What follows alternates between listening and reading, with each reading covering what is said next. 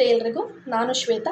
ಇವತ್ತಿನ ಸೆಷನ್ನಲ್ಲಿ ಅಂತಾರಾಷ್ಟ್ರೀಯ ಸಂಬಂಧಗಳ ಅರ್ಥ, ವ್ಯಾಖ್ಯಾನ, ಸ್ವರೂಪ, ವ್ಯಾಪ್ತಿ ಮತ್ತು ಮಹತ್ವವನ್ನು ಅತ್ಯಂತ ಸರಳವಾಗಿ ಅತಿ ಕಡಿಮೆ ಅವಧಿಯಲ್ಲಿ ತಿಳ್ಕೊಳ್ತಾ ಹೋಗೋಣ. ಅಂತಾರಾಷ್ಟ್ರೀಯ ಸಂಬಂಧಗಳನ್ನು ನಾವು ರಾಜ್ಯಶಾಸ್ತ್ರದ ಒಂದು ಭಾಗವಾಗಿ ಅಧ್ಯಯನ ಮಾಡ್ತೇವೆ. ಆದರೆ ಇತ್ತೀಚಿನ ದಿನಗಳಲ್ಲಿ ಅಂತಾರಾಷ್ಟ್ರೀಯ ಸಂಬಂಧವನ್ನೇ ಒಂದು ಸ್ಪೆಷಲೈಸ್ಡ್ ಸಬ್ಜೆಕ್ಟನ್ನಾಗಿ ಅಧ್ಯಯನ ಮಾಡುವಂಥ ವಾಡಿಕೆಯನ್ನು ನಾವು ನೋಡ್ಬೋದು. ಸೊ ಅಂತಾರಾಷ್ಟ್ರೀಯ ಸಂಬಂಧಗಳನ್ನು ಅಭ್ಯಾಸ ಮಾಡುವ ಮೊದಲು ಪ್ರತಿಯೊಬ್ಬ ವ್ಯಕ್ತಿಗೂ ಕೂಡ ವಿಶ್ವ ರಾಜಕಾರಣದ ಬಗ್ಗೆ ಒಂದಷ್ಟು ಪರಿಕಲ್ಪನೆ ಇರಬೇಕು. ಯಾವುದಾದ್ರೂ ದೇಶ ಪ್ರಸ್ತುತ ಕಾಲದಲ್ಲಿ ಇತರ ದೇಶಗಳ ಸಂಪರ್ಕ ಸಂಬಂಧವನ್ನು ಹೊಂದಿಲ್ಲದೆ ಏಕಾಂಗಿಯಾಗಿ ಆಡಳಿತವನ್ನು ನಡೆಸ್ತಾ ಇರುವಂಥದ್ದು ನೀವೆಲ್ಲಾದರೂ ನೋಡಿದ್ರಾ?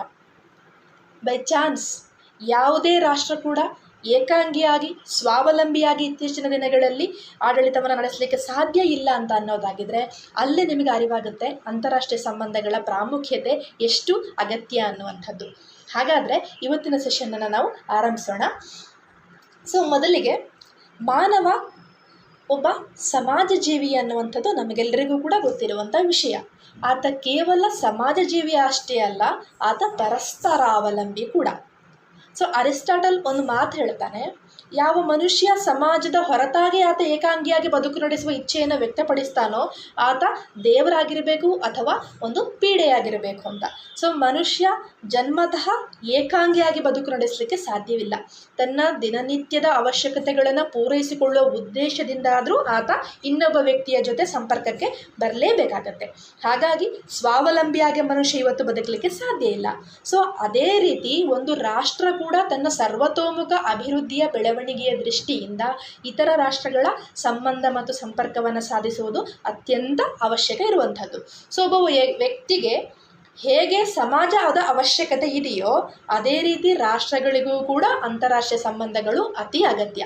ಸೊ ಎಲ್ಲ ರಾಷ್ಟ್ರಗಳ ಸಂಬಂಧವನ್ನು ಹೊಂದಿಕೊಳ್ಳುವಂಥದ್ದು ಇವತ್ತಿನ ಪರಿಸ್ಥಿತಿಯಲ್ಲಿ ಅನಿವಾರ್ಯ ಅವಶ್ಯಕ. ಹಾಗಾಗಿ ಅಂತಾರಾಷ್ಟ್ರೀಯ ಸಂಬಂಧವನ್ನು ಅಧ್ಯಯನ ಮಾಡುವಾಗ ಒಬ್ಬ ವ್ಯಕ್ತಿಗೆ ಸಮಾಜದ ಅಗತ್ಯತೆ ಇದ್ದಷ್ಟೇ ಒಂದು ರಾಷ್ಟ್ರಕ್ಕೆ ಒಂದು ವಿಶ್ವದ ಅಗತ್ಯತೆ ಇದೆ ಅನ್ನೋದನ್ನು ನಾವು ಗಮನ ಹರಿಸಬಹುದು. ಸೊ ಇನ್ನೊಂದು ವಿಚಾರವನ್ನು ನಾವು ತಿಳ್ಕೊಳ್ಳೋಣ. ಇವತ್ತಿನ ವಿಶ್ವದಲ್ಲಿ ಒಟ್ಟು ಎಷ್ಟು ರಾಷ್ಟ್ರಗಳಿವೆ ಅನ್ನುವಂಥದ್ದು. ಸೊ ಒಂದೊಂದು ಅಧ್ಯಯನ ಕೂಡ ಇಷ್ಟಿಷ್ಟೇ ರಾಷ್ಟ್ರಗಳು ಅಂತ ಹೇಳಿ ಪಟ್ಟಿ ಮಾಡ್ತಾ ಹೋಗ್ತಿದೆ. ನೀವು ಗೂಗಲ್ ಸರ್ಚನ್ನು ಕೊಟ್ಟು ನೋಡಿ ವಿಶ್ವದಲ್ಲಿ ಪ್ರಸ್ತುತ ಎಷ್ಟು ರಾಷ್ಟ್ರಗಳಿವೆ ಅಂತ. ಸೊ 215 ರಾಷ್ಟ್ರಗಳು ತೋರಿಸ್ತವೆ, 240 ರಾಷ್ಟ್ರಗಳು ತೋರಿಸ್ತವೆ. ಸೊ ನಿಮಗೊಂದು ಗೊಂದಲ ಇರ್ಬೋದು, ಆ್ಯಕ್ಚುಯಲ್ ಆಗಿ ಎಷ್ಟು ರಾಷ್ಟ್ರಗಳಿವೆ ಅಂತ. ಸೊ ರಾಷ್ಟ್ರ ಅನ್ನುವಂಥದ್ದು ಕಲ್ಪನೆ ದೇಶದ ಗಡಿ ರೇಖೆಯನ್ನು ಮೀರಿರುವಂಥದ್ದು. ಆದರೆ ದೇಶಕ್ಕೆ ಸ್ಪೆಸಿಫಿಕ್ ಆದ ಬೌಂಡ್ರಿ ಇದೆ. ಹಾಗಾಗಿ ವಿಶ್ವಸಂಸ್ಥೆ ಮಾನ್ಯತೆಯನ್ನು ನೀಡಿರುವಂಥ ದೇಶಗಳು ಎಷ್ಟು ಅನ್ನೋದನ್ನು ನಾವು ಪರಿಗಣಿಸಬೇಕಾಗತ್ತೆ. ಸೊ ವಿಶ್ವಸಂಸ್ಥೆಯ ಅಂಡರಲ್ಲಿ ಇವತ್ತು ಒಟ್ಟು 195 ದೇಶಗಳು ಇರುವಂಥದ್ದು. ಆ 195 ದೇಶಗಳಲ್ಲಿ 193 ದೇಶಗಳಿಗೆ ಮಾತ್ರ ವಿಶ್ವಸಂಸ್ಥೆ ಕಾಯಂ ಸದಸ್ಯತ್ವವನ್ನು ಕೊಟ್ಟಿದೆ. ಇನ್ನು ಉಳಿದ 2 ದೇಶಗಳು ಹೋಲಿ ಸಿ ಮತ್ತು ಪ್ಯಾಲೆಸ್ಟೈನ್ ಅನ್ನುವಂಥ ದೇಶಗಳು ಇದುವರೆಗೂ ಕೂಡ ಅದಕ್ಕೆ ವಿಶ್ವಸಂಸ್ಥೆ ಮಾನ್ಯತೆ ನೀಡಿಲ್ಲ. ಬದಲಾಗಿ ಅದನ್ನು ಅಬ್ಸರ್ವರ್ ಸ್ಟೇಟಸ್ನಲ್ಲಿ ಇಟ್ಟಿದೆ. ಸೊ ಅವು ಇನ್ನೂ ಕೂಡ ಬೆಳವಣಿಗೆ ಹಂತದಲ್ಲಿರುವ ರಾಷ್ಟ್ರಗಳಾಗಿರುವಂಥದ್ದು. ಸೊ ಪರಿಪೂರ್ಣ ದೇಶೀಯ ಸ್ಥಾನಮಾನವನ್ನು ಪಡೆದುಕೊಂಡ ನಂತರವಷ್ಟೇ 195 ರಾಷ್ಟ್ರಗಳು ವಿಶ್ವಸಂಸ್ಥೆಯ ಕಾಯಂ ಸದಸ್ಯತ್ವವನ್ನು ಪಡ್ಕೊಳ್ಳಿಕ್ಕೆ ಸಾಧ್ಯ ಇದೆ ಅಂಥದ್ದು. ಸೊ ಇದರ ನಂತರ ಅಂತಾರಾಷ್ಟ್ರೀಯ ಸಂಬಂಧವನ್ನು ನಾವು ಅಧ್ಯಯನ ಮಾಡ್ತಾ ಬರೋದಾಗಿದ್ದರೆ 100 ವರ್ಷಗಳ ಹಿಂದಿನಿಂದಲೂ ಕೂಡ ಈ ಸ್ವತಂತ್ರದ ಕಲ್ಪನೆ ಬರುವ ಮೊದಲು ಕೂಡ ವೆಸ್ಟ್ಫಾಲಿಯಾ ಟ್ರೀಟಿ ಆಗುವ ನಂತರದ ದಿನಗಳಲ್ಲಿ ವಿಶ್ವದಲ್ಲಿ ಹಲವಾರು ರಾಷ್ಟ್ರಗಳು ಸ್ವತಂತ್ರದ ಪರಿಕಲ್ಪನೆಯೊಂದಿಗೆ ಹುಟ್ಟುಕೊಂಡು ಅಲ್ವಾ. ಸೊ ಅದಕ್ಕಿಂತ ಮೊದಲು ಕೂಡ ಇತರ ರಾಷ್ಟ್ರಗಳ ಜೊತೆ ಮನುಷ್ಯ ವ್ಯಾಪಾರ ವಹಿವಾಟವನ್ನು ನಡೆಸ್ತಾ ಇದ್ದದನ್ನು ನಾವು ನೆನಪಿಸ್ಕೊಳ್ಬೋದು. ಹರಪ್ಪ ನಾಗರಿಕತೆಯ ಕಾಲದಿಂದಲೂ ಕೂಡ ಭಾರತ ಇತರ ರಾಷ್ಟ್ರಗಳ ಜೊತೆ ಸ್ನೇಹ ಸಂಬಂಧವನ್ನು ಇಟ್ಕೊಂಡಿದ್ದನ್ನು ನಾವು ಗಮನ ಹರಿಸ್ತಾ ಬಂದಿದ್ದೇವೆ. ಸೊ ಹಾಗಾಗಿ ಕೇವಲ ಸ್ವತಂತ್ರದ ನಂತರ ಮಾತ್ರ ನಮ್ಮ ಅಂತಾರಾಷ್ಟ್ರೀಯ ಸಂಬಂಧಗಳ ಅಗತ್ಯತೆ ಇದೆ ಅಂತ ನಾವು ಗಮನವನ್ನು ಇಟ್ಟು ಓದಲಿಕ್ಕೆ ಆಗೋದಿಲ್ಲ. ಸೊ ಸ್ವತಂತ್ರದ ನಂತರ, ಸ್ವತಂತ್ರದ ಮೊದಲು ಕೂಡ ಅಂತಾರಾಷ್ಟ್ರೀಯ ಸಂಬಂಧಗಳ ಅಧ್ಯಯನ ಮಾಡುವಂಥದ್ದು ಕೂಡ ಅತಿ ಅವಶ್ಯಕ ಇರುವಂಥದ್ದು. ಸೊ ಹಾಗಾದರೆ ವಿಶ್ವವು ಪರಮಾಧಿಕಾರ ಪಡೆದಿರುವಂಥ ಸ್ವತಂತ್ರ ರಾಜ್ಯಗಳಿಂದ ವಿಭಜನೆಗೊಂಡಿದೆ. ಈ ಮಾತನ್ನು ನೀವು ಒಪ್ತೀರಿ ಅಲ್ವಾ. ಸೊ ಪರಮಾಧಿಕಾರ ಅಂದರೆ ಏನು? ಸಾವರೆಂಟಿ ಅಂತ ಹೇಳ್ತೇವೆ, ಅತ್ಯುನ್ನತ ಅಧಿಕಾರ. ಒಂದು ರಾಷ್ಟ್ರವು ದೇಶದ ಸ್ಥಾನಮಾನವನ್ನು ಪಡೆದುಕೊಂಡ ನಂತರ ಅಥವಾ ಇತರ ದೇಶಗಳಿಂದ ಸ್ವತಂತ್ರ ಪಡೆದ ನಂತರ ಅದಕ್ಕೆ ಪರಮಾಧಿಕಾರ ಲಭ್ಯವಾಗುತ್ತೆ. ಏನಿದು ಪರಮಾಧಿಕಾರ ಅಂದರೆ ಸುಪ್ರೀಂ ಪವರ್ ಅಂತ ಹೇಳ್ತೀವಿ ನಾವು. ಅಂದರೆ ಒಂದು ರಾಷ್ಟ್ರ ತನ್ನ ಆಂತರಿಕ ವಿಚಾರಗಳಲ್ಲಿ ಸಂಪೂರ್ಣ ಸ್ವತಂತ್ರವಾಗಿ ನಿರ್ಧಾರ ಕೈಗೊಳ್ಳುವುದನ್ನು ನಾವು ಸಾವರೆಂಟಿ ಅಂತ ಹೇಳ್ತೇವೆ. ಸೊ ಇದರಲ್ಲಿ ಇಂಟರ್ನಲ್ ಸಾವರೆಂಟಿ ಮತ್ತು ಎಕ್ಸ್ಟರ್ನಲ್ ಸಾವರೆಂಟಿ ಅನ್ನುವಂಥದ್ದು ನಾವು ಗಮನ ಹರಿಸಬೇಕು. ಸೊ ಹಾಗಾಗಿ ವಿಶ್ವವು ಈ ದಿನಗಳಲ್ಲಿ ಪರಮಾಧಿಕಾರ ಪಡೆದಂತಹ ಸ್ವತಂತ್ರ ರಾಷ್ಟ್ರಗಳಾಗಿ ಅದು ವಿಭಜನೆಗೊಂಡಿದ್ದನ್ನು ನಾವು ನೋಡ್ತೇವೆ. ಈಗಾಗಲೇ ನಿಮಗೆ ಹೇಳಿದೆ, ಒಟ್ಟು 195 ರಾಷ್ಟ್ರಗಳನ್ನು ವಿಶ್ವಸಂಸ್ಥೆ ತನ್ನ ಅಂಡರಲ್ಲಿ ಮೇಲ್ವಿಚಾರಣೆಯಲ್ಲಿ ನೋಡಿಕೊಳ್ತಾ ಇದೆ ಅಂತ. ಸೊ ಪ್ರತಿಯೊಂದು ರಾಷ್ಟ್ರವೂ ಕೂಡ ತನ್ನದೇ ಆದ ಹಿತಾಸಕ್ತಿ ಮತ್ತು ಬೇಡಿಕೆಯಿಂದ ಇತರ ರಾಷ್ಟ್ರಗಳಿಂದ ಭಿನ್ನವಾಗಿದೆ. ಸೊ ಇವಿಷ್ಟೂ ರಾಷ್ಟ್ರಗಳು ಕೂಡ ಒಂದೇ ಥರವಾಗಿದೆಯಾ ಅಂತ ನೀವು ಗಮನಿಸಿ. ವಿಶ್ವದಲ್ಲಿ ಹಲವು ರಾಷ್ಟ್ರಗಳಿವೆ. ಅದರ ಗಡಿ ರೇಖೆಗಳು ಭೌಗೋಳಿಕ ನಕ್ಷೆಯಲ್ಲಿ ವ್ಯತ್ಯಾಸ ಇರಬಹುದು, ಆದರೆ ಆ ರಾಷ್ಟ್ರಗಳಿಗೆ ಆಡಳಿತ ವ್ಯವಸ್ಥೆ ಅನ್ನುವಂಥದ್ದು ಇಟ್ಕೊಂಡೇ ಇರ್ತವೆ ಅಲ್ವಾ. ಹಾಗಾಗಿ ಹಿತಾಸಕ್ತಿ ಮತ್ತು ಬೇಡಿಕೆಯಲ್ಲಿ ಮಾತ್ರ ವ್ಯತ್ಯಾಸ ಇರುವಂಥದ್ದು. ರಾಷ್ಟ್ರ ಅನ್ನುವಂಥದ್ದಕ್ಕೆ ಪರಿಕಲ್ಪನೆ ಎಲ್ಲ ದೇಶಗಳಲ್ಲೂ ಕೂಡ ಸಾರ್ವಭೌಮತೆ, ಸ್ವತಂತ್ರತೆ ಮತ್ತು ಪರಮಾಧಿಕಾರವನ್ನು ಹೊಂದಿರುತ್ತದೆ ಅಲ್ವಾ. ಸೊ ಎಲ್ಲ ರಾಷ್ಟ್ರಗಳು ಅಧಿಕಾರದ ದೃಷ್ಟಿಯಿಂದ, ಅದನ್ನು ಚಲಾಯಿಸುವ ದೃಷ್ಟಿಯಿಂದ ಒಂದೇ ಥರನಾಗಿ ಕಾಣುತ್ತೆ ಅಲ್ವಾ. ಆದರೆ ಅದು ಅಭಿವ್ಯಕ್ತಿಪಡಿಸುವಂಥ ಸರ್ಕಾರಗಳ ಮಾದರಿಯಲ್ಲಿ ವಿಭಿನ್ನತೆ ಇರಬಹುದು. ಕೆಲವು ಸರ್ವಾಧಿಕಾರಿ ರಾಷ್ಟ್ರಗಳಿರ್ಬೋದು, ಪ್ರಜಾಪ್ರಭುತ್ವ ರಾಷ್ಟ್ರಗಳಿರ್ಬೋದು ಅಲ್ವಾ. ಆದರೆ ಅದರ ಹಿತಾಸಕ್ತಿ ಮತ್ತು ಬೇಡಿಕೆಯಿಂದ ನಾವು ಅದನ್ನು ಭಿನ್ನ ರಾಷ್ಟ್ರಗಳಾಗಿ ಅದನ್ನು ನಾವು ಗುರುತಿಸ್ತೇವೆ. ಭಾರತದ ಹಿತಾಸಕ್ತಿ ಏನು? ಭಾರತದ ಸರ್ವತೋಮುಖ ಅಭಿವೃದ್ಧಿ ಸಾಧಿಸುವುದು, ಅದರ ಜೊತೆಗೆ ನೆರೆಹೊರೆಯ ರಾಷ್ಟ್ರಗಳ ಜೊತೆ ಅತ್ಯುತ್ತಮವಾದ ಬಾಂಧವ್ಯವನ್ನು ಇಟ್ಕೊಳ್ಳುವಂಥದ್ದು ಭಾರತದ ಹಿತಾಸಕ್ತಿ. ಭಾರತದ ಬೇಡಿಕೆ ಏನು? ಸೊ ಅಂತಾರಾಷ್ಟ್ರೀಯ ಮಟ್ಟದಲ್ಲಿ ಭಾರತ ಅತಿ ಹೆಚ್ಚಿನ ಪ್ರಗತಿಯನ್ನು ಸಾಧಿಸುವಂಥದ್ದು, ವಿಶ್ವಸಂಸ್ಥೆಯ ಕಾಯಂ ಸದಸ್ಯ ರಾಷ್ಟ್ರಗಳಲ್ಲಿ ತನ್ನನ್ನು ಕೂಡ ಪರಿಗಣಿಸುವ ಹಾಗೆ ಆಗಬೇಕಾಗಿದ್ದು, ಮತ್ತು ವಿಶ್ವದ ಬಲಾಢ್ಯ ರಾಷ್ಟ್ರಗಳಲ್ಲಿ ತಾನೂ ಒಂದು ಅಂತ ಗುರುತಿಸಿಕೊಳ್ಳುವಂಥ ಹೆಬ್ಬಯಕೆ ಇರುವಂಥದ್ದು ಭಾರತದ ಬೇಡಿಕೆ, ಜೊತೆಗೆ ಹಿತಾಸಕ್ತಿ ಕೂಡ. ಚೀನಾದ ಹಿತಾಸಕ್ತಿ ಏನು? ಅಂತಾರಾಷ್ಟ್ರೀಯ ಮಟ್ಟದಲ್ಲಿ ಕಮ್ಯುನಿಸಮನ್ನು ಸ್ಪ್ರೆಡ್ ಮಾಡೋದು, ತನ್ನ ಗಡಿ ರೇಖೆಗಳನ್ನು ಇನ್ನಷ್ಟು ವಿಸ್ತರಿಸಿಕೊಳ್ಳೋದು. ಅದರ ಬೇಡಿಕೆ ಏನು? ಇಡೀ ವಿಶ್ವದಲ್ಲಿ ತಾನೊಂದೇ ಬೃಹತ್ ರಾಷ್ಟ್ರವಾಗಿ ಬೆಳಿಬೇಕು ಅನ್ನುವಂಥದ್ದು ಅದರ ಬೇಡಿಕೆ. ಸೊ ಒಂದೊಂದು ರಾಷ್ಟ್ರಕ್ಕೂ ಕೂಡ ಒಂದೊಂದು ಬೇಡಿಕೆ ಇರುತ್ತೆ, ಹಿತಾಸಕ್ತಿ ಇರುತ್ತೆ. ಅಮೇರಿಕ ಪ್ರಜಾಪ್ರಭುತ್ವದ ರಾಷ್ಟ್ರವಾಗಿದ್ದರೂ ಕೂಡ ಭಾರತದಿಂದ ಭಿನ್ನ. ಯಾಕಂತ ಹೇಳಿದ್ರೆ ಅದು ಬಂಡವಾಳಶಾಹಿ ರಾಷ್ಟ್ರ, ಕ್ಯಾಪಿಟಲಿಸ್ಟ್ ಕಂಟ್ರಿ ಅಂತ ಅಮೇರಿಕವನ್ನು ನಾವು ಹೇಳ್ತೇವೆ. ಆದರೆ ಭಾರತ ಸೋಷಿಯಲಿಸ್ಟ್ ಕಂಟ್ರಿ. ಇಲ್ಲಿ ಸಮಾಜವಾದ ಹೆಚ್ಚಿನ ಪ್ರಭಾವ ಬೀರಿರೋದ್ರಿಂದ ಭಾರತದಲ್ಲಿ ಸಮಾಜದ ನಿರ್ಮಾಣ ಭಾರತೀಯರ ಗುರಿ. ಆದರೆ ಅಮೇರಿಕನ್ನರ ಗುರಿಯನ್ನು ಅದೊಂದು ಕ್ಯಾಪಿಟಲಿಸ್ಟ್ ಕಂಟ್ರಿ ಆಗಿರೋದ್ರಿಂದ ಮಾರ್ಕೆಟ್ನ ಪ್ರಗತಿ ಅದಕ್ಕೆ ಇಂಪಾರ್ಟೆಂಟ್ ಆಗುತ್ತೆ. ಹಾಗಾದರೆ ನಿಮಗೆ ಅರ್ಥ ಆಗಿರಬೇಕು, ಪ್ರಜಾಪ್ರಭುತ್ವ ವ್ಯವಸ್ಥೆಯನ್ನು ಅಳವಡಿಸಿಕೊಂಡಿರೋಂಥ ವಿವಿಧ ದೇಶಗಳು ಭಿನ್ನ ಹಿತಾಸಕ್ತಿಯನ್ನು ಹೊಂದಿರುವಂಥದ್ದು ಕೂಡ ನೀವು ಇಲ್ಲಿ ನೋಡ್ತೀರಿ. ಸೊ ಎಲ್ಲ ರಾಷ್ಟ್ರಗಳಿಗೂ ಕೂಡ ತನ್ನದೇ ಆದ ರಾಜಕೀಯ ಸಿದ್ಧಾಂತ ಮತ್ತು ರಾಜಕೀಯ ವ್ಯವಸ್ಥೆ ಇದೆ. ರಾಜಕೀಯ ಸಿದ್ಧಾಂತಗಳು ಏನು? ಉದಾರವಾದ ಆಗಿರಬಹುದು, ಪ್ರಜಾಪ್ರಭುತ್ವವಾದ, ಕಮ್ಯುನಿಸ್ಟ್ ವಾದ. ಸೊ ಇವೆಲ್ಲವೂ ಕೂಡ ಒಂದೊಂದು ದೇಶ ಅಳವಡಿಸಿಕೊಂಡಿರುವಂಥ ಒಂದು ರಾಜಕೀಯ ಸಿದ್ಧಾಂತಗಳಾಗಿರುತ್ತೆ. ರಾಜಕೀಯ ವ್ಯವಸ್ಥೆ ಕೂಡ ಅದೇ ರೀತಿಯಲ್ಲಿ. ಸೊ ಕೆಲವು ಡಿಕ್ಟೇಟರ್ಶಿಪ್ಪನ್ನು ಇಟ್ಕೊಂಡಿರ್ಬೋದು, ಟೊಟಾಲಿಟೇರಿಯನ್ ಸಿಸ್ಟಮ್ ಇಟ್ಕೊಂಡಿರಬಹುದು, ಡೆಮಾಕ್ರಸಿ ಇರಬಹುದು. ಸೊ ಇವೆಲ್ಲವೂ ಕೂಡ ರಾಷ್ಟ್ರಗಳನ್ನು ತನ್ನ ಆಡಳಿತದ ಚೌಕಟ್ಟನ್ನು ಹೇಗೆ ಇರಬೇಕು ಅನ್ನೋದರ ಮೇಲೆ ಪ್ರಭಾವ ಬೀರುವಂಥ ಅಂಶಗಳಾಗಿರುವಂಥದ್ದು. ಸೊ ಅಂತಾರಾಷ್ಟ್ರೀಯ ಮಟ್ಟದಲ್ಲಿ ಪರಮಾಧಿಕಾರ ಪಡೆದುಕೊಂಡಂತಹ ಸ್ವತಂತ್ರ ರಾಷ್ಟ್ರಗಳು ಬೇಡಿಕೆ ಮತ್ತು ಹಿತಾಸಕ್ತಿಯ ಭಿನ್ನತೆಯಿಂದಾಗಿ ಹಾಗೂ ತನ್ನ ಸರ್ವತೋಮುಖ ಅಭಿವೃದ್ಧಿಗಾಗಿ ರಾಜಕೀಯ ಸಿದ್ಧಾಂತ, ರಾಜಕೀಯ ವ್ಯವಸ್ಥೆಯನ್ನು ಹೊರತುಪಡಿಸಿದಂತಹ ಒಂದು ಸಂಪರ್ಕವನ್ನು ಸಾಧಿಸುವ ಜಾಲದ ರೀತಿ ನಮಗೆ ಅಂತಾರಾಷ್ಟ್ರೀಯ ಸಂಬಂಧ ಕಾಣುತ್ತೆ ಅಂತ ಹೇಳಿ ನಾವು ಅರ್ಥ ಮಾಡಿಕೊಳ್ಳಬೇಕು. ಸೊ ಹಾಗಾದರೆ ವಿಶ್ವದ ಎಲ್ಲ ರಾಷ್ಟ್ರಗಳ ನಡುವೆ ಯಾವ ರೀತಿಯ ಸಂಬಂಧವನ್ನು ಕಾಣಬಹುದು? ನಿಮಗೆ ಒಂದು ಪ್ರಶ್ನೆ, ಒಂದು ಸ್ವಲ್ಪ ಯೋಚನೆ ಮಾಡಿ. ಇಡೀ ವಿಶ್ವದಲ್ಲಿ ವಿವಿಧ ರಾಷ್ಟ್ರಗಳ ನಡುವೆ ಯಾವೆಲ್ಲ ಮಾದರಿಯ ಸಂಬಂಧವನ್ನು ನೀವು ನೋಡ್ತೀರಿ? ಎಲ್ಲ ರಾಷ್ಟ್ರಗಳು ಕೂಡ ಫ್ರೆಂಡ್ಲಿ ಆಗಿದೆಯಾ? ಎಲ್ಲ ರಾಷ್ಟ್ರಗಳು ಕೂಡ ಅನ್ಫ್ರೆಂಡ್ಲಿ ಆಗಿದೆಯಾ? ಕೋಆಪರೇಟಿವ್ ಆಗಿದೆಯಾ? ಅಥವಾ ನ್ಯೂಟ್ರಲ್ ಆಗಿದೆಯಾ? ಒಂದು ಕ್ಷಣ ಯೋಚಿಸಿ. ಪರಮಾಧಿಕಾರ ಪಡೆದಂಥ ಸ್ವತಂತ್ರ ರಾಷ್ಟ್ರಗಳಾಗಿರೋದ್ರಿಂದ ಯಾವುದೇ ರಾಷ್ಟ್ರ ಕೂಡ ವಿಶ್ವದ ಇತರ ರಾಷ್ಟ್ರಗಳಿಂದ ಭಿನ್ನ ನಿಲುವನ್ನು ತಳಿಲಿಕ್ಕೆ ಎಲ್ಲ ಸಂದರ್ಭಗಳಲ್ಲೂ ಸಾಧ್ಯ ಇಲ್ಲ. ಹಾಗಾಗಿ ಇಲ್ಲಿ ಒಂದಷ್ಟು ಅಂಶಗಳನ್ನು ನಾನು ಪಾಯಿಂಟ್ಔಟ್ ಮಾಡಿದ್ದೇನೆ. ಯಾವ ರೀತಿಯ ಸಂಬಂಧವನ್ನು ನಾವು ವಿಶ್ವದ ಎಲ್ಲ ರಾಷ್ಟ್ರಗಳ ನಡುವೆ ಕಾಣ್ತೇವೆ ಅಂತ ಹೇಳಿದರೆ, ಮೊದಲನೇದಾಗಿ ಸ್ನೇಹಯುತ ಸಂಬಂಧ, ಫ್ರೆಂಡ್ಲಿ ರಿಲೇಷನ್ಸ್ ಅಂತ.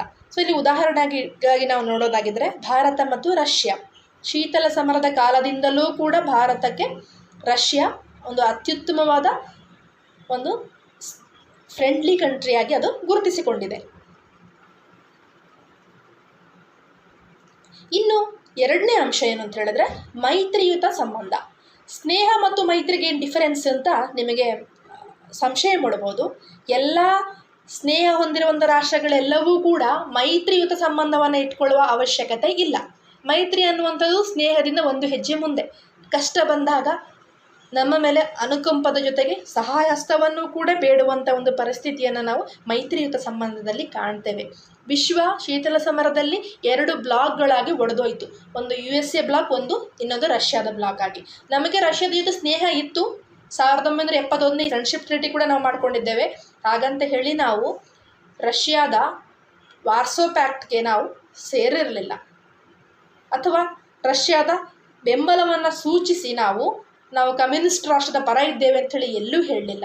ಅದರ ಬದಲಾಗಿ ನಾವು ಅಮೇರಿಕದ ಜೊತೆಗೂ ಕೂಡ ನಾವು ಸ್ನೇಹವನ್ನು ವೃದ್ಧಿಸಲಿಕ್ಕೆ ಪ್ರಯತ್ನ ಪಡ್ತಾ ಇದ್ದವು. ಅಮೇರಿಕದ ಸ್ನೇಹ ಕೂಡ ನಮಗೆ ಅವಶ್ಯಕತೆ ಇತ್ತು. ಹಾಗಾಗಿ ನಾವಿಲ್ಲಿ ಫ್ರೆಂಡ್ಲಿ ರಿಲೇಷನನ್ನು ನೋಡ್ತೇವೆ, ಜೊತೆಗೆ ಇತರ ಸಹಕಾರಯುತ ಸಂಬಂಧವನ್ನು ಕೂಡ ನಾವು ನೋಡಲಿಕ್ಕೆ ಸಾಧ್ಯ ಇದೆ. ಸೊ ನೆಕ್ಸ್ಟ್ ನೋಡೋದಾಗಿದ್ದರೆ, ಸಹಕಾರಯುತ ಸಂಬಂಧ. ಎಲ್ಲ ಸ್ನೇಹವೂ ಕೂಡ ಸಹಕಾರಯುತ ಇರಲೇಬೇಕು ಅನ್ನುವಂಥದ್ದು ಅವಶ್ಯಕತೆ ಇಲ್ಲ. ಸೊ ಪ್ರತಿಯೊಂದು ರಾಷ್ಟ್ರ ಕೂಡ ಇತರ ರಾಷ್ಟ್ರಗಳ ಜೊತೆ ವ್ಯಾಪಾರ ಒಪ್ಪಂದವನ್ನು ನಡೆಸಿಕೊಳ್ಳಲಿಕ್ಕೆ, ಹಲವು ಅಂತಾರಾಷ್ಟ್ರೀಯ ಟ್ರೀಟಿಗಳನ್ನು ಎಸ್ಟಾಬ್ಲಿಷ್ ಮಾಡಲಿಕ್ಕೆ ಸಹಕಾರಯುತ ಕೋಆಪರೇಟಿವ್ ರಿಲೇಷನ್ಶಿಪ್ಪನ್ನು ಇಟ್ಕೊಳ್ಳುವಂಥದ್ದನ್ನು ನಾವು ನೋಡ್ತೇವೆ. ಇನ್ನೊಂದು ವಿರೋಧಕಾರಿ ಸಂಬಂಧ. ಪರ್ಟಿಕ್ಯುಲರ್ ಆಗಿ ವಿಶ್ವದ ಯಾವುದೇ ರಾಷ್ಟ್ರ ಇವತ್ತು ಕಡು ವೈರಿ ಅಂತ ಹೇಳಲಿಕ್ಕೆ ಸಾಧ್ಯ ಇಲ್ಲ. ಯಾಕಂದರೆ WTO ಹುಟ್ಟಿದ ನಂತರ ವ್ಯಾಪಾರ ವಹಿವಾಟನ್ನು ವೃದ್ಧಿಸಿಕೊಳ್ಳುವ ಸಲುವಾಗಿ ಇಕನಾಮಿಕ್ ಡೆವಲಪ್ಮೆಂಟ್ ಅನ್ನುವಂಥದ್ದು, ಇಕನಾಮಿಕ್ ಅಜೆಂಡಾ ಅನ್ನುವಂಥದ್ದು ಇಂದಿನ ವಿಶ್ವದ ಎಲ್ಲ ರಾಷ್ಟ್ರಗಳ ಮೇನ್ ಗೋಲ್ ಆಗಿರುವಂಥದ್ದು. ಹಾಗಾಗಿ ಯಾವುದೇ ರಾಷ್ಟ್ರವನ್ನು ಪರ್ಟಿಕ್ಯುಲರ್ ಆಗಿ ಶತ್ರು ರಾಷ್ಟ್ರ ಅಂತ ಹೇಳಲಿಕ್ಕೆ ಸಾಧ್ಯ ಇಲ್ಲ. ಆದರೂ ಕೂಡ ಒಂದು ವಿರೋಧಿ ಇರುವಂಥ ಒಂದು ಬಣ ಅಥವಾ ಸಂಬಂಧವನ್ನು ನಾವು ನೋಡ್ತೇವೆ. ಭಾರತ ಪಾಕಿಸ್ತಾನ ಇದರ ನಡುವೆ ಸಹಕಾರಯುತ ಸಂಬಂಧ ಇದೆ, ಆರ್ಥಿಕ ಕ್ಷೇತ್ರದಲ್ಲಿ ಇದೆ. ಆದರೆ ರಾಜಕೀಯ ಕ್ಷೇತ್ರದಲ್ಲಿ ವಿರೋಧಕಾರಿ ಸಂಬಂಧ ಇರುವಂಥದ್ದನ್ನು ನಾವು ನೋಡ್ತೇವೆ. ಇನ್ನೊಂದು ಅಲಿಪ್ತ ಸಂಬಂಧ. ಇದು 1950ರ ನಂತರ ಶೀತಲ ಸಮರದ ಸಂದರ್ಭಗಳಲ್ಲಿ ಎರಡೂ ಬಣಗಳಿಗೆ ಸೇರಿದಂತೆ ಅಲಿಪ್ತವಾಗಿ ಇದ್ದು ಎರಡೂ ರಾಷ್ಟ್ರಗಳ ಜೊತೆ ಸ್ನೇಹ ಸಂಬಂಧವನ್ನು ಇಟ್ಕೊಳ್ಳಿಕ್ಕೆ ಜವಾಹರ್ಲಾಲ್ ನೆಹರು ಅವರ ನೇತೃತ್ವದಲ್ಲಿ ಒಂದಷ್ಟು ರಾಷ್ಟ್ರಗಳು ಅಲಿಪ್ತ ನೀತಿಯ ಮೊರೆ ಹೋದವು. ಹಾಗಾಗಿ ಅಲಿಪ್ತವಾಗಿರುವಂಥ ಸಂಬಂಧ ಅಂದರೆ ತನಗೆ ಇಷ್ಟವಿಲ್ಲದ, ಮಾನಸಿಕವಾಗಿ ತೃಪ್ತಿ ತರದ ಕೆಲವೊಂದು ಅಂತಾರಾಷ್ಟ್ರೀಯ ವಿಷಯಗಳಲ್ಲಿ ನಾವು ಭಾಗಿಯಾಗೋದಿಲ್ಲ ಅಂಥೇಳಿ ಒಂದಷ್ಟು ಅಭಿವೃದ್ಧಿ ಹೊಂದ್ತಾ ಇರುವಂಥ, ಆಗತಾನೇ ಸ್ವತಂತ್ರ ಪಡೆದಂಥ ಹಲವಾರು ವಿಶ್ವದ ರಾಷ್ಟ್ರಗಳು ಈ ಅಲಿಪ್ತ ನೀತಿಯ ಒಂದು ಸಂಬಂಧವನ್ನು ಇತರ ರಾಷ್ಟ್ರಗಳ ಜೊತೆ ಇಟ್ಕೊಳ್ಳಿಕ್ಕೆ ಬಯಸಿದ್ವು. ಇನ್ನೊಂದು ತಟಸ್ಥ ಸಂಬಂಧ, ನ್ಯೂಟ್ರಲ್ ರಿಲೇಷನ್. ಕೆಲವೊಂದು ಸಂದರ್ಭಗಳಲ್ಲಿ ನ್ಯೂಟ್ರಾಲಿಟಿ ಅನ್ನೋದು ಬೆಸ್ಟ್ ಕಾನ್ಸೆಪ್ಟ್ ಆದರೂ ಕೂಡ ಇಂಟರ್ನ್ಯಾಷನಲ್ ರಿಲೇಷನ್ಸಲ್ಲಿ ಇದಕ್ಕೆ ವ್ಯಾಲ್ಯೂ ಇರೋದಿಲ್ಲ. ಭಾರತ ಮತ್ತು ಚೀನಾದ ನಡುವೆ ನೇಪಾಳ ಸ್ಯಾಂಡ್ವಿಚ್ ಥರ ಇದೆ, ಅದನ್ನು ನ್ಯೂಟ್ರಲ್ ಅಂತ ಹೇಳ್ತೀವಿ, ಬಫರ್ ಝೋನ್ ಅಂತ. ಆದರೆ ನೇಪಾಳ ಕೂಡ ಇತ್ತೀಚಿನ ದಿನಗಳಲ್ಲಿ ಬಫರ್ ಸ್ಟೇಟ್ ಆಗಿ ಉಳ್ಕೊಂಡಿಲ್ಲ. ಕೆಲವೊಂದು ಸಂದರ್ಭಗಳಲ್ಲಿ ಅದು ಚೀನಾದ ಪರ ವಾಲಿದ್ದನ್ನು ಕೂಡ ನಾವು ನೋಡ್ತೇವೆ. ಭಾರತದ ರಿಲೇಷನ್ಶಿಪ್ ಕೆಲವೊಂದು ಸಂದರ್ಭಗಳಲ್ಲಿ ಏರುಪೇರುಗಳನ್ನು ನಾವು ನೇಪಾಳದ ಜೊತೆ ಕಂಡಿರೋದನ್ನು ಕೂಡ ನಾವು ನೆನಪು ಮಾಡಿಕೊಳ್ಬೇಕಾಗುತ್ತೆ. ಸೊ ಹಾಗಾಗಿ ಒಟ್ಟಿನಲ್ಲಿ ಈ ಸಂಬಂಧಗಳು ಒಂದೇ ಥರ ಇರಬೇಕು ಅಂತಿಲ್ಲ, ನಿರಂತರವಾಗಿ ಬದಲಾವಣೆಯನ್ನು ಹೊಂದ್ತಾ ಇರುತ್ತೆ. ಸೊ ನಾವು friendly, unfriendly, cooperative, unfriendly, neutral ಆಗಿರ್ಬೋದು, ಸೊ ನಾನ್ ಅಲೈನ್ಡ್, ಇಂಥ ಒಂದು ಸಂಬಂಧವನ್ನು ನಾವು ಅಂತಾರಾಷ್ಟ್ರೀಯ ಮಟ್ಟದಲ್ಲಿ ಕಾಣ್ತೇವೆ. ಹಾಗಾದರೆ ಅಂತಾರಾಷ್ಟ್ರೀಯ ಸಂಬಂಧ ಅರ್ಥ ಏನು ಅನ್ನೋದನ್ನು ನೋಡ್ತಾ ಹೋಗೋಣ. ಒಂದು ದೇಶವು ಇತರ ರಾಷ್ಟ್ರಗಳ ಜೊತೆ ವ್ಯವಹರಿಸುವ ಬಗೆಗೆ ನಾವು ಅಂತಾರಾಷ್ಟ್ರೀಯ ಸಂಬಂಧ ಅಂತೇವೆ. ಅಂದರೆ ಒಂದು ರಾಷ್ಟ್ರ ಇತರ ರಾಷ್ಟ್ರಗಳ ಜೊತೆ ವ್ಯವಹರಿಸುವಂಥ ಎಲ್ಲ ರೀತಿಯ ಸಂಬಂಧಗಳಿಗೂ ನಾವು ಅಂತಾರಾಷ್ಟ್ರೀಯ ಸಂಬಂಧ ಅಂತ ಕರಿತೇವೆ. ಇಲ್ಲಿ ರಾಜ್ಯದ ನಾಯಕರುಗಳು ನಡೆಸಿಕೊಂಡು ಹೋಗುವ ಅಧಿಕೃತ ಸಂಬಂಧಗಳು ಮತ್ತು ಗಡಿ ಆಚೆಗೆ ಜನ, ಸರಕುಗಳ ಮತ್ತು ಸಿದ್ಧಾಂತಗಳ ಚಲನೆಯನ್ನು ಕೂಡ ಈ ಅಂತಾರಾಷ್ಟ್ರೀಯ ಸಂಬಂಧ ಒಳಗೊಂಡಿದೆ. ಇಲ್ಲಿ ಕೇವಲ ಒಂದು ರಾಷ್ಟ್ರದ ನಾಯಕರು ಇನ್ನೊಂದು ರಾಷ್ಟ್ರಗಳ ಜೊತೆಗೆ ಎಗ್ರಿಮೆಂಟ್ ಮಾಡ್ಕೊಂಡು ಹೋಗುವಂಥದ್ದು, ಪರಸ್ಪರ ಕೊಡುಕೊಳ್ಳುವಿಕೆ ಇಟ್ಕೊಳ್ಳುವಂಥ ಸಂಬಂಧ ಅಲ್ಲದೆ ಆ ನಿರ್ದಿಷ್ಟ ಗಡಿ ಆಚೆಗೆ ಜನರ ಮೂವ್ಮೆಂಟ್ಸ್ ಇರುತ್ತೆ ಅಲ್ವಾ. ಕಮೋಡಿಟೀಸ್ ಮೂಮೆಂಟ್ಸ್ ಇರುತ್ತೆ, ಅದರ ಜೊತೆಗೆ ಐಡಿಯಾಲಜಿ ಮೂಮೆಂಟ್ಸ್ ಕೂಡ ಇರುತ್ತೆ. ಭಾರತದ ಅಹಿಂಸಾ ತತ್ವ ಅನ್ನುವಂಥದ್ದು ಭಾರತದ ಗಡಿ ರೇಖೆಯನ್ನು ಮೀರಿ ಹಲವು ರಾಷ್ಟ್ರಗಳಿಗೆ ವ್ಯಾಪಿಸಿಕೊಂಡಿರುವಂಥದ್ದು. ಸೊ ಡೆಮಾಕ್ರಸಿ ಅನ್ನುವಂಥ ಪ್ರಿನ್ಸಿಪಲ್ ಯುರೋಪ್ನಿಂದ ಶುರುವಾಗಿ ಇವತ್ತು ಏಷ್ಯಾದ ತುದಿಯವರೆಗೆ ಕೂಡ ರೀಚ್ ಆಗಿದೆ. ಸೊ ಹಾಗಾಗಿ ಗಡಿ ರೇಖೆಯನ್ನು ಮೀರಿ ಈಗ ಸಿದ್ಧಾಂತಗಳು ಕೂಡ ಚಲನೆಯನ್ನು ಹೊಂದ್ತಾ ಇರುವುದನ್ನು ನಾವು ಕಾಣ್ತೇವೆ. ಇನ್ನು ವ್ಯಾಖ್ಯೆಗಳನ್ನು ನೋಡ್ತಾ ಹೋಗೋಣ. ಅತ್ಯಂತ ಸರಳವಾದ ವ್ಯಾಖ್ಯೆಗಳನ್ನು ನಾನಿಲ್ಲಿ ಕೊಟ್ಟಿದ್ದೇನೆ. ಸೊ ಯಾವುದೇ ಕಾರಣಕ್ಕೂ ನೀವು ಅದನ್ನು ಮರಿಬಾರ್ದು. ಪಾಮರ್ ಆ್ಯಂಡ್ ಪರ್ಕಿನ್ಸ್ ಅನ್ನುವಂಥ ಚಿಂತಕರು ಹೇಳ್ತಾರೆ, ಇಬ್ಬರು ಚಿಂತಕರು ಇವರು, ಪಾಮರ್ ಮತ್ತು ಪರ್ಕಿನ್ಸ್ ಅನ್ನುವಂಥವರು.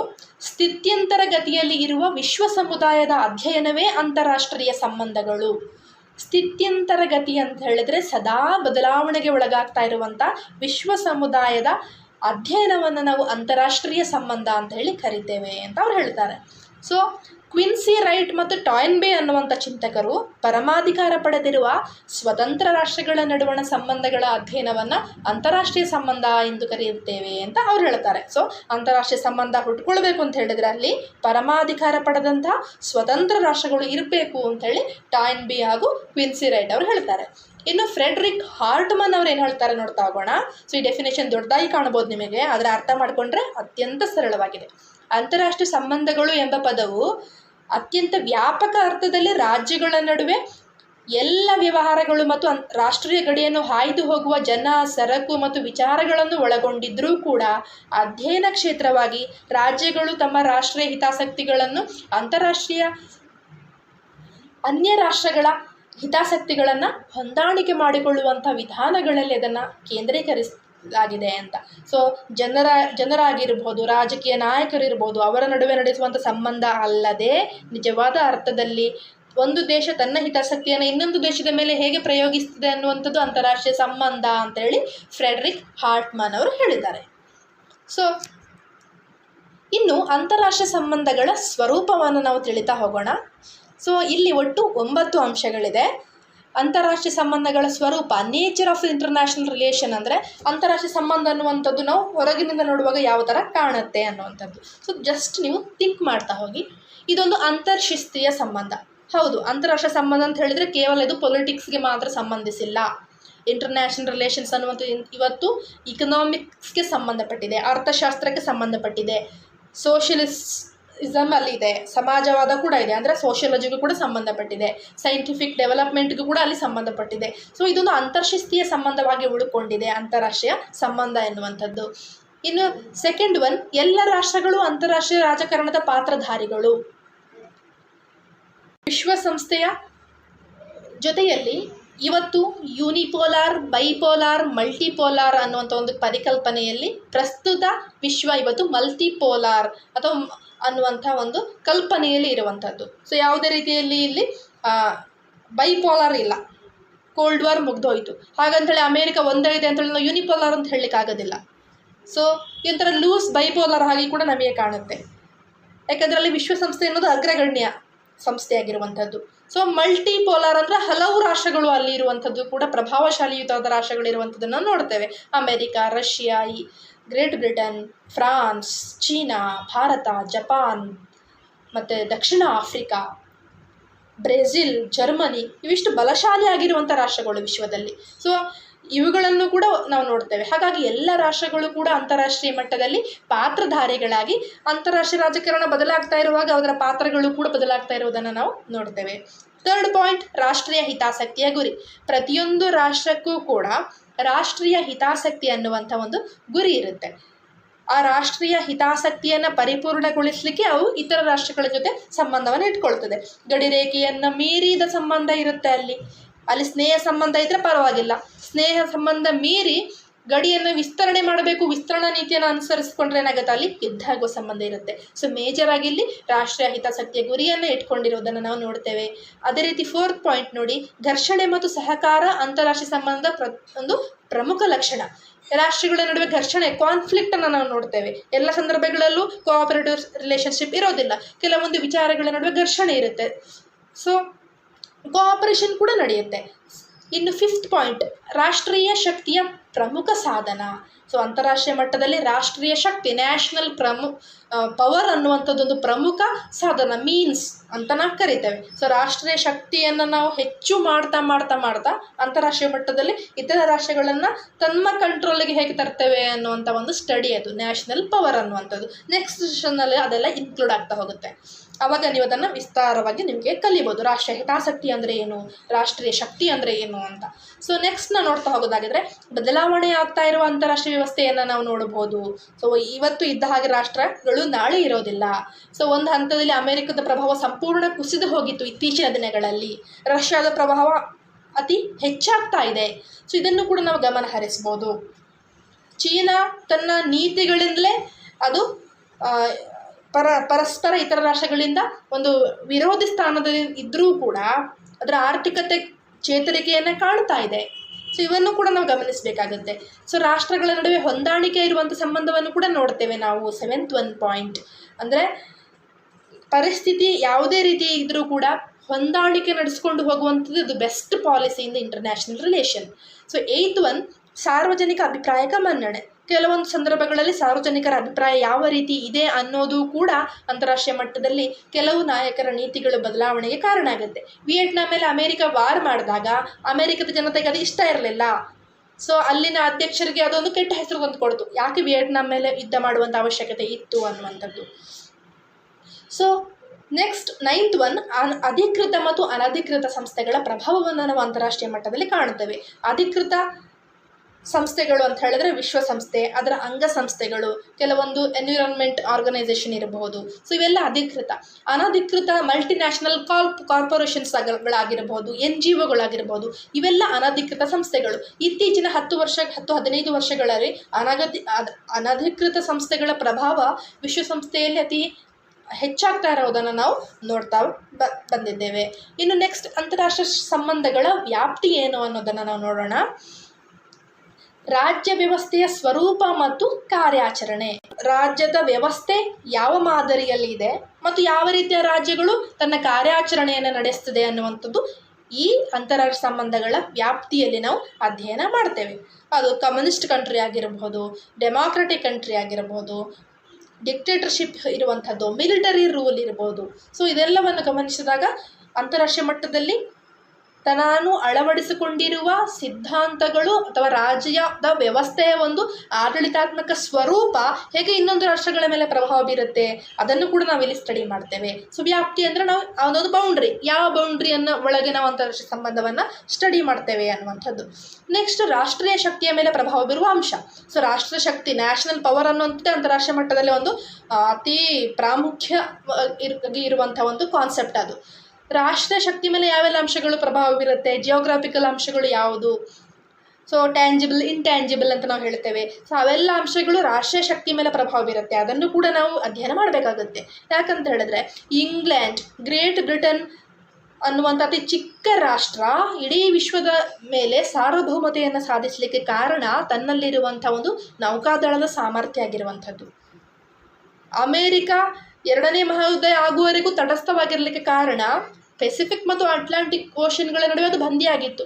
ಆಸ್ಟ್ರೇಲಿಯಾ ಅತಿ ದೊಡ್ಡ ರಾಷ್ಟ್ರ ಆಗಿದ್ದರೂ ಕೂಡ ಇದುವರೆಗೂ ಕೂಡ ಅದು ಅಂತಾರಾಷ್ಟ್ರೀಯ ಮಟ್ಟದಲ್ಲಿ ಯಾವುದೇ ರೀತಿಯ ಬಹುದೊಡ್ಡ ಪ್ರಭಾವವನ್ನು ಬೀರಲಿಕ್ಕೆ ಸಾಧ್ಯ ಇಲ್ಲ. ಯಾಕಂತ ಹೇಳಿದ್ರೆ ಅದು ಇರುವಂಥ ಒಂದು ಸ್ಥಾನ. ಸೊ ಇವೆಲ್ಲವನ್ನೂ ಕೂಡ ನಾವು ಅಧ್ಯಯನ ಮಾಡಬೇಕಾಗತ್ತೆ. ನೆಕ್ಸ್ಟ್ ಬೃಹತ್ ರಾಷ್ಟ್ರಗಳ ವಿದೇಶಾಂಗ ನೀತಿ. ಸೊ ಈ ಅಂತಾರಾಷ್ಟ್ರೀಯ ಸಂಬಂಧಗಳ ವ್ಯಾಪ್ತಿಯಲ್ಲಿ ನಾವು ಬಹುತೇಕ ಎಲ್ಲ ರಾಷ್ಟ್ರಗಳ ವಿದೇಶಾಂಗ ನೀತಿ ಹೇಗೆ ರಚನೆಯಾಗುತ್ತೆ, ಅದರ ಮೈನ್ ಗೋಲ್ಸ್ ಏನು ಅಂತ ನೋಡಬೇಕು. ಯಾಕೆ ಚೀನಾ ಆವಾಗವಾಗ ಭಾರತದ ಮೇಲೆ ಕಾಲು ಕರ್ಕೊಂಡು ಜಗಳ ಮಾಡ್ತಾ ಇದೆ ಅಂತ ಹೇಳಿ ನಾವು ಅಂತಾರಾಷ್ಟ್ರೀಯ ಮಟ್ಟದಲ್ಲಿ ಯೋಚನೆ ಮಾಡಿದಾಗ ಅದರ ಪಾಲಿಸಿ ಇರುವಂಥದ್ದು ವಿದೇಶಾಂಗ ನೀತಿ ವಿಸ್ತರಣಾ ನೀತಿ, ತನ್ನ ಗಡಿ ರೇಖೆಗಳನ್ನು ವಿಸ್ತರಿಸಿಕೊಳ್ಳುವಂಥದ್ದು. ಅದಕ್ಕಾಗಿ ಅದು ಯುದ್ಧ ಮಾಡ್ತಾ ಇದೆ, ಯುದ್ಧ ಮಾಡಲಿಕ್ಕೆ ಮನಸ್ಸು ಮಾಡ್ತಾ ಇದೆ. ಆದರೆ ಭಾರತ ಯಾಕೆ ತಟಸ್ಥವಾಗಿ ಉಳ್ಕೊಂಡಿದೆ, ಸ್ನೇಹಯುತವಾದ ಸಂಬಂಧವನ್ನು ಮಾಡಲಿಕ್ಕೆ ಬಯಸ್ತಾ ಇದೆ ಅಂತ ಹೇಳಿದ್ರೆ ಭಾರತದ ವಿದೇಶಾಂಗ ನೀತಿ ಏನು ಹೇಳುತ್ತೆ, ನೆರೆಹೊರೆಯ ರಾಷ್ಟ್ರಗಳ ಜೊತೆಗೆ ನಾವು ಸಹಕಾರಯುತದಿಂದ ಇರಬೇಕು ಅನ್ನುವಂಥದ್ದು. ಸೊ ಇವೆಲ್ಲವೂ ಕೂಡ ಅಂತಾರಾಷ್ಟ್ರೀಯ ಸಂಬಂಧಗಳ ಅಧ್ಯಯನ ವ್ಯಾಪ್ತಿಯಲ್ಲಿ ಬರುತ್ತೆ. ನೆಕ್ಸ್ಟ್ ಯುದ್ಧ ಮತ್ತು ಶಾಂತಿ. ವಿಶ್ವದಲ್ಲಿ 2 ಬಲಾಢ್ಯ ದೊಡ್ಡದಾದಂಥ ಒಂದು ಯುದ್ಧವನ್ನು ನೋಡಿದ್ದೇವೆ, 2 ಮಹಾಯುದ್ಧಗಳು ನಡೆದೋಗಿದೆ. ಅದೇ ರೀತಿ ಶಾಂತಿ ಪಾಲನೆ ಮಾಡಲಿಕ್ಕಾಗಿ ರಾಷ್ಟ್ರಸಂಘ ಹುಟ್ಕೊಳ್ತು, ಅದಾದಮೇಲೆ ವಿಶ್ವಸಂಸ್ಥೆ ಹುಟ್ಕೊಳ್ತು. ಸೊ ಅದಾದಮೇಲೆ ಹಲವಾರು ರಾಷ್ಟ್ರಗಳು ಮಧ್ಯಸ್ಥಿಕೆ ವಹಿಸಿಕೊಂಡು ಯುದ್ಧವನ್ನು ತಡೆಯುವಂಥ ಪ್ರಯತ್ನಗಳು ಮಾಡ್ತಾನೆ ಇವೆ. ಸೊ ಇವೆಲ್ಲವನ್ನು ಕೂಡ ನಾವು ಅಧ್ಯಯನ ಮಾಡಬೇಕು. ಯುದ್ಧ ಅಂದರೆ ಏನು, ಕಾರಣ ಏನು, ಯುದ್ಧಕ್ಕೆ ಯಾವ ರೀತಿ ನಾವು ಶಾಂತಿಯನ್ನು ಸಾಧಿಸಬೇಕು, ಇವೆಲ್ಲವನ್ನು ಕೂಡ ಅಧ್ಯಯನ ಮಾಡ್ತೇವೆ. ಇನ್ನು ನೆಕ್ಸ್ಟ್ ನೋಡೋದಾಗಿದ್ರೆ ರಾಜಕೀಯ ಚಿಂತನೆಗಳು ಮತ್ತು ವಿದೇಶಾಂಗ ನೀತಿಯ ಪ್ರಭಾವವನ್ನು ನಾವು ಇಲ್ಲಿ ಅಂತಾರಾಷ್ಟ್ರೀಯ ಮಟ್ಟದಲ್ಲಿ ಅಧ್ಯಯನ ಮಾಡ್ತೇವೆ. ಯಾವೆಲ್ಲ ದೇಶದ ರಾಜಕೀಯ ಚಿಂತನೆಗಳು ಅಂತಾರಾಷ್ಟ್ರೀಯ ಮಟ್ಟದಲ್ಲಿ ಪ್ರಭಾವ ಬೀರಿದೆ ಅನ್ನೋದನ್ನು ನಾವಿಲ್ಲಿ ಓದಬೇಕಾಗುತ್ತೆ. ಸೊ ನೆಕ್ಸ್ಟ್ ಅಂತಾರಾಷ್ಟ್ರೀಯ ಸಂಘ ಸಂಸ್ಥೆಗಳು, ಇಂಟರ್ನ್ಯಾಷನಲ್ ಆರ್ಗನೈಸೇಷನ್ಸ್ ಅನ್ನು ನಾವು ಅಧ್ಯಯನ ಮಾಡಬೇಕು. ಇಲ್ಲಿ ವಿಶ್ವಸಂಸ್ಥೆಯನ್ನು ಒಳಗೊಂಡಂತೆ ಸಾರ್ಕ್ ಆಗಿರ್ಬೋದು, ಆಸಿಯಾನ್ ಆಗಿರ್ಬೋದು, ಶಾಂಘೈ ಕೋಆಪರೇಷನ್ ಕೌನ್ಸಿಲ್ ಆಗಿರಬಹುದು, ಅದೇ ರೀತಿ ಮೆರ್ಕ್ಯುಸರ್ ಆಗಿರ್ಬೋದು, ಆಫ್ರಿಕನ್ ಯೂನಿಯನ್ ಆಗಿರ್ಬೋದು. ಸೊ ಇವೆಲ್ಲವನ್ನು ಕೂಡ ನಾವು ಅಧ್ಯಯನ ಮಾಡ್ತೇವೆ. ಅದರ ಜೊತೆಗೆ ರಾಜ್ಯ ಸಂಬಂಧಗಳ ನಡುವಣ ನಿಯಂತ್ರಣಗಳು. ಪ್ರತಿಯೊಂದು ರಾಷ್ಟ್ರ ಕೂಡ ತನ್ನ ರಾಷ್ಟ್ರೀಯ ಹಿತಾಸಕ್ತಿಗಾಗಿ ರಾಷ್ಟ್ರಶಕ್ತಿಯನ್ನು ಹೆಚ್ಚಳ ಮಾಡಿ ಇನ್ನೊಂದು ದೇಶದ ಮೇಲೆ ಪ್ರಭಾವ ಬೀರುತ್ತೆ. ಆದರೆ ಅದು ಅತಿರೇಕಕ್ಕೆ ಹೋದಾಗ ಅಲ್ಲಿ ಯುದ್ಧ ಆಗುವಂಥ ಸಂಭವ ಇರುತ್ತೆ. ಹಾಗಾಗಿ ಅಲ್ಲಿ ನಿಯಂತ್ರಣಗಳು ಇರಬೇಕಾಗುತ್ತೆ. ಅಲಯನ್ಸ್, ಮೈತ್ರಿಕೂಟಗಳು ರಚನೆ ಆಗ್ಬೋದು. ಸೊ ಒಂದು ರಾಷ್ಟ್ರ ತನ್ನ ಸ್ನೇಹಯುತ ಸಂಬಂಧಗಳಿಂದ ಒಂದು ಮೈತ್ರಿಕೂಟವನ್ನು ಇತರ ರಾಷ್ಟ್ರಗಳ ಜೊತೆ ಸೇರಿ ರಚಿಸಿಕೊಂಡ್ರೆ, ಇನ್ನೊಂದು ರಾಷ್ಟ್ರ ವಿರೋಧಿ ಬಣ ಏನು ಮಾಡುತ್ತೆ, ಕೌಂಟರ್ ಅಲಯನ್ಸನ್ನು ಸ್ಥಾಪನೆ ಮಾಡುತ್ತೆ, ಪ್ರತಿ ಬಣಕೂಟ. ಸೊ ಇಲ್ಲಿ ಬ್ಯಾಲೆನ್ಸ್ ಆಫ್ ಪವರ್ ಇಂಪಾರ್ಟೆಂಟ್ ಆಗುತ್ತೆ. ಸೊ ಒಮ್ಮೆ ಪವರ್ ಒಂದು ಬಣದ ಮೇಲಾದರೆ ಇನ್ನೊಮ್ಮೆ ಇನ್ನೊಂದು ದೇಶಗಳ ಪವರ್ ಜಾಸ್ತಿ ಆಗ್ತಾ ಹೋಗುತ್ತೆ. ಸೊ ಯಾವ ರೀತಿ ಬ್ಯಾಲೆನ್ಸ್ ಆಗಿರೋದು ಕಾಪಾಡಿಕೊಂಡಿದೆ ರಾಷ್ಟ್ರಗಳು ಅನ್ನೋದು ತುಂಬ ಇಂಪಾರ್ಟೆಂಟ್.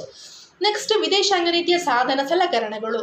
ವಿದೇಶಾಂಗ ನೀತಿಯನ್ನು ನಾವು ಹೇಗೆ ಇಂಪ್ಲಿಮೆಂಟ್ ಮಾಡ್ತೇವೆ, ರಾಯಭಾರತ್ವ ಅಂದರೆ ಏನು, ಅದರ ಎಲ್ಲ ಕಲ್ಪನೆಗಳನ್ನು ಕೂಡ ನಾವಿಲ್ಲಿ ಅಂತಾರಾಷ್ಟ್ರೀಯ ಸಂಬಂಧದ ವ್ಯಾಪ್ತಿಯಲ್ಲಿ ನಾವು ಅಧ್ಯಯನ ಮಾಡ್ತಾ ಹೋಗ್ತೇವೆ. ಇನ್ನು ಅಂತಾರಾಷ್ಟ್ರೀಯ ಸಂಬಂಧಗಳ ಮಹತ್ವ ಏನು ಅನ್ನೋದನ್ನು ನೋಡ್ತಾ ಹೋಗೋಣ. ಒಂದು 10 ಪಾಯಿಂಟ್ಸ್ ಇದೆ ಇಲ್ಲಿ, ಅತಿ ಸರಳವಾಗಿರುವಂಥದ್ದು. ಯಾಕೆ ನಾವು ಅಂತಾರಾಷ್ಟ್ರೀಯ ಸಂಬಂಧಗಳಿಗೆ ಇಷ್ಟೊಂದು ಮಹತ್ವ ಕೊಟ್ಟು ಓದಬೇಕು ಅನ್ನೋದಾಗಿದ್ದರೆ, ಮೊದಲನೆಯದು ವಿಶ್ವ ರಾಜಕಾರಣವನ್ನು ವಾಸ್ತವಿಕ ರೂಪದಲ್ಲಿ ಅರ್ಥ ಮಾಡ್ಕೊಳ್ಳೋದು. ಇವತ್ತು ಕೆಲವೊಮ್ಮೆ ಅವಾಸ್ತವಿಕ ಸಂಗತಿಗಳೇ ಮಾಧ್ಯಮಗಳ ಮೂಲಕ ಸ್ಪ್ರೆಡ್ ಆಗ್ತಾ ಇರೋದನ್ನು ನೀವು ನೋಡಿದ್ದೇವೆ. ಆದರೆ ಅಂತಾರಾಷ್ಟ್ರೀಯ ಸಂಬಂಧವನ್ನು ನಾವು ನಿಖರವಾಗಿ ಅಧ್ಯಯನ ಮಾಡಬೇಕು ಅಂತ ಹೇಳಿದರೆ ವಿಶ್ವ ರಾಜಕಾರಣವನ್ನು ಅದು ಇರುವ ಸ್ಥಿತಿಯಲ್ಲಿ ನಾವು ಅಧ್ಯಯನ ಮಾಡಬೇಕು. ಯಾಕೆ ಅಮೇರಿಕಾ ಭಾರತದ ಸ್ನೇಹವನ್ನು ಇತ್ತೀಚಿನ ದಿನಗಳಲ್ಲಿ ಇಟ್ಕೊಳ್ಳಿಕ್ಕೆ ಬಯಸ್ತಿದೆ, ಹಿಂದೆ ಅಗತ್ಯ ಇರಲಿಲ್ವ ಅಂತ ಕೇಳಿದರೆ, ಅಮೇರಿಕದ ಆರ್ಥಿಕತೆ ಕುಸಿತಾ ಹೋಗ್ತಾ ಇದೆ, ಅದಕ್ಕೆ ಭಾರತದ ಮಾರ್ಕೆಟ್ ತುಂಬ ಅನಿವಾರ್ಯ. ಅದು ಒಂದು ರೀಸನ್ ಇರ್ಬೋದು. ಇನ್ನೊಂದು ರೀಸನ್ ಏನು, ಅದು ಏಷ್ಯಾ ಖಂಡದಲ್ಲೇ ಇಲ್ಲ, ಆದರೆ ಪವರ್ ಪಾಲಿಟಿಕ್ಸ್ ನಡೀತಾ ಇರೋದೇ ಏಷ್ಯಾ ಖಂಡದಲ್ಲಿ. ಯುರೇಷ್ಯಾದಲ್ಲಿ ರಷ್ಯಾ ಬರುತ್ತೆ, ಯುರೋಪ್ ಮತ್ತು ಏಷ್ಯಾ ಖಂಡದಲ್ಲಿ. ಸೊ ಏಷ್ಯಾಕ್ಕೂ ರಷ್ಯಾಕ್ಕೂ ಸಂಬಂಧ ಇದೆ. ಸೊ ಚೀನಾ ಅನ್ನುವಂಥದ್ದು ಅತಿ ದೊಡ್ಡ ಕಮ್ಯುನಿಸ್ಟ್ ರಾಷ್ಟ್ರ, ವಿಶ್ವದಲ್ಲಿ ತಾನೇ ಮೇಲೆ ಬರಬೇಕು, ಅಮೆರಿಕವನ್ನು ಹೇಗಾದರೂ ಮಾಡಿ ಹಣಿಬೇಕು ಅಂತ ಚೀನಾ ಬಯಸ್ತಾ ಇದೆ. ಭಾರತ ಕೂಡ ಅಲ್ಲೇ ಇರುವಂಥದ್ದು. ಅಹಿಂಸಾ ನೀತಿಯನ್ನು ಪಾಲಿಸಿದರೂ ಕೂಡ, ಶಾಂತಿಯನ್ನು ಬಯಸಿದರೂ ಕೂಡ ಚೀನಾದಷ್ಟೇ ಅತ್ಯಂತ ಪ್ರಭಾವಶಾಲಿಯಾಗಿ ಅತಿ ಹೆಚ್ಚಿನ ಸಂಖ್ಯೆಯನ್ನು ಹೊಂದಿರೋ ಬಲಾಢ್ಯ ರಾಷ್ಟ್ರ ಭಾರತ. ವಿಶ್ವಸಂಸ್ಥೆಯಲ್ಲಿ ಕಾಯಂ ಸದಸ್ಯತ್ವ ತಾನು ಪಡೆಯಬೇಕು ಅಂತ ಭಾರತ ಬಯಸ್ತಾ ಇದೆ. ಆ ಕಡೆ ಜಪಾನ್ ಕೂಡ ಅತ್ಯಂತ ವೇಗವಾಗಿ ಆರ್ಥಿಕ ಬಲವರ್ಧನೆಗೊಳ್ಳುತ್ತಾ ಸಾಗ್ತಾ ಇದೆ. ಹಾಗಾಗಿ ಏಷ್ಯಾದ ಪೊಲಿಟಿಕ್ಸ್ ಅಂದರೆ ಅಮೆರಿಕಕ್ಕೆ ತುಂಬ ಇಷ್ಟ. ಅದನ್ನು ಕಳೆದುಕೊಳ್ಳಿಕ್ಕೆ ಅದು ಬಯಸ್ತಾ ಇಲ್ಲ ಅಮೆರಿಕ.